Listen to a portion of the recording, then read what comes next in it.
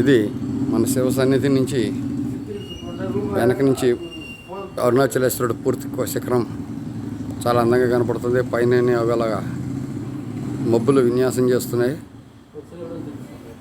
అంటే మేఘుడు ఎప్పుడు అరుణాచలేశ్వరుని వదలడు.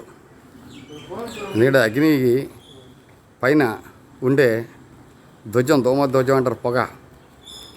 అలాగే మన అరుణాచలేశ్వరుడు ఇక్కడ మనకి దర్శనం ఇచ్చేటప్పుడు కూడా ఆ అగ్ని తత్వాన్ని ఆయన ఎప్పుడు ప్రదర్శిస్తూ ఉంటాడు.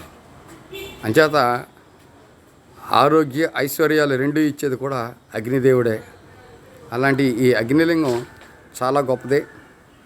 అందులో ఇప్పుడు ప్రదక్షిణంలో మనం ఎక్కడ మొదలెట్టామో అక్కడి నుంచి మళ్ళీ తిరిగి అక్కడికి రావడానికి 14 కిలోమీటర్లు పడుతుంది. ఈ 14 కిలోమీటర్లు కిలోమీటర్కి ఒక శివలింగం చొప్పున ఉంటాయి.